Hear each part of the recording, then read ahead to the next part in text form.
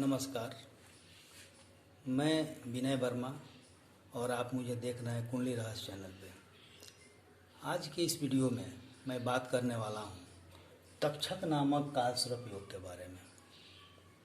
तक्षक नामक कालसर्प योग तब लगता है जब 7वें भाव में राहु हो और प्रथम भाव में केतु बैठा हो और इन दोनों के बीच में सारे ग्रह इकट्ठे हो जाएं। दोनों घर यानी 7वें भाव और प्रथम भाव के बीच में सभी ग्रह एक साथ अलग अलग घर में बैठे हो यानी एक तरफ हो तो तक्षक नामक कालसर्प योग लगता है।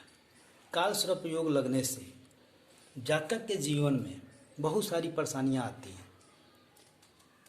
कालसर्प योग ही ऐसा योग है जो जातक बहुत परिश्रम करने के बाद भी वह निष्फल हो जाता है। बार बार उसके जीवन में उतार चढ़ाव आते रहते हैं।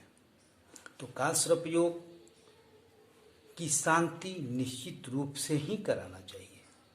अब मैं कालसर्प योग के 7वें घर से बैठे हुए राहु के बारे में जातक के ऊपर क्या प्रभाव पड़ता है उसके बारे में मैं बतलाना चाहता हूँ। जब 7वें घर में राहु और प्रथम भाव में केतु बैठ जाए तो तक्षक नामक कालसर्प योग लगता है। इस योग से जातक के जीवन में ऐसे जातक स्वाभिमान और धन के लिए काफ़ी संघर्षशील रहते हैं। ऐसे जातक धन कमाने के लिए स्वाभिमान के साथ वह ऐसा नहीं कि वो किसी भी स्तर पे जाके धन कमा ले, ऐसा नहीं। एक स्वाभिमान के साथ धन कमाए, स्वाभिमान अपना स्वाभिमान भी बना रहे और धन भी आए, ऐसे संघर्ष करते रहते हैं। अब मैं आपको बतलाऊंगा कि ये जातक को किस क्षेत्र में सफलता मिलती है। ऐसे जातक ज्योतिषी, राजनैतिक, इसके अलावा लेखक, पत्रकार आदि बनने में इनको सफलता मिलती है। ये बन सकते हैं, परंतु वास्तव में देखा जाए तो इस क्षेत्र में भी इनको पूर्ण रूप से उसका लाभ नहीं मिल पाता, अर्थात उस क्षेत्र में भी वो स्थिर नहीं रह पाते, जिसके चलते उसका लाभ नहीं मिलता। दूसरी बात, अगर ये देखें कि यह राहु पत्नी के घर में बैठा हुआ है, पत्नी के घर में, तो देखा जाए तो ऐसे जातक को स्त्री जात से बहुत अधिक लगाव होता है। वह अपने पत्नी को भी बहुत अधिक चाहते हैं। स्त्री जात से बेहद प्यार होता है, पर ऐसा नहीं कि बिल्कुल आंख मूंद कर प्यार करें।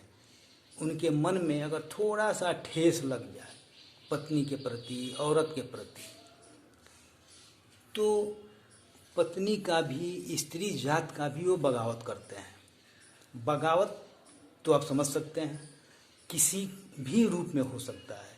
उसको त्याग कर देना, प्रताड़ना करना इत्यादि इत्यादि, तो इससे कष्ट मिलता है और ये अच्छी बात नहीं है। आगे हम देखते हैं कि ऐसे जातक का विद्यार्थी जीवन, व्यापारिक जीवन, राजनैतिक क्षेत्र, सरकारी सेवावृत्ति के क्षेत्र में ये बखूबी ऊंचाई तक पहुंचते हैं। परंतु ऐसे जातक जब किसी पे विश्वास करता है तो उसको विश्वासघात मिलता है। अर्थात जब ये किसी पे भरोसा कर लेता है ना, उसके साथ वो गद्दारी करता है, उसके साथ वो विश्वासघात कर देता है। ऐसे जातक को संभल के रहना चाहिए, क्योंकि यह जातक किसी पे भी विश्वास अगर करेगा उसके साथ धोखा ही मिलेगा। तो यह इस योग का लक्षण है। आगे हम देखते हैं कि जब यह जातक किसी काम को करते हुए आगे बढ़ता है, अचानक किसी देवकोप के एक ही झटके से नीचे की ओर गिर जाता है, उसका विकास अवरुद्ध हो जाता है, उसका हर काम रुक जाता है, सिर्फ किसी देवकोप के एक ही झटके थे। तो उस पर ध्यान देना चाहिए। आगे अब जब वो नीचे गिरता है तो दुख होता है, तकलीफ होता है, और उनकी हर बात ऐसे जाता कि हर बात एक कसक भरी होती है, एक दर्द छिपा होता है उनके दिल में। तो उनके दर्द को समझना चाहिए। ऐसे जातक की एक बहुत खासियत है, विदेश जाने की यात्रा उनकी अभिलाषा पूरी होती है। अब हम बात करेंगे, यह योग लगा है तुला लग्न में। तो तुला लग्न में यह योग लगने से जातक को अपने अंदर आत्मविश्वास की बेहद कमी होती है। वह यह नहीं समझ पाते कि मैं जो भी काम करता हूँ उसका फल अच्छा होगा कि बुरा होगा। डिटरमाइंड नहीं हो पाते कि मैं ये काम कर रहा हूँ उसमें सफलता हमको मिलेगा ही मिलेगा, ऐसा नहीं सोचते। वह अपने आत्मविश्वास की कमी के चलते आगे पीछे सोचने लगते हैं। नतीजा यह होता है कि किसी काम के लिए कुछ दूर तक आगे चले गए, रिजल्ट आने से पहले ही वो पीछे चले आए, परिणाम जानने के बगैर वह पीछे आ जाते हैं।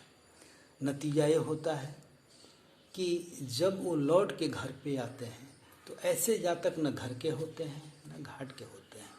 इसलिए निश्चित रूप से इस तक्षक नामक काल सर्प योग का शांति अवश्य कराएं। और मैं बार बार समाधान के बारे में बतलाता हूँ, तो मैं ये कहूँगा कि काल सर्प योग का पूर्ण रूप से समाधान तो वैदिक क्षेत्र में है, वैदिक के माध्यम से होता ही है। लेकिन फिर भी अगर आप मेरा वीडियो देख रहे हैं तो मैं आपको टिप्स बतलाता हूँ, वर्तमान में आप उसका समाधान करके मार्ग खोल सकें। जब तक आप अपना सही रूप से समाधान नहीं कराते हैं तो मैं ये कहूँगा कि आप विकलांग को चटपटे चीज़ खिलाया करें। किसी विकलांग को चटपटे चीज़ खिलाएंगे तो समाधान, शांति मिलेगी। इसी के साथ मैं आपसे ये कहूँगा कि आप मेरे वीडियो से बने रहें, वीडियो को शेयर करें, मेरे चैनल को सब्सक्राइब करें। जय माता दी।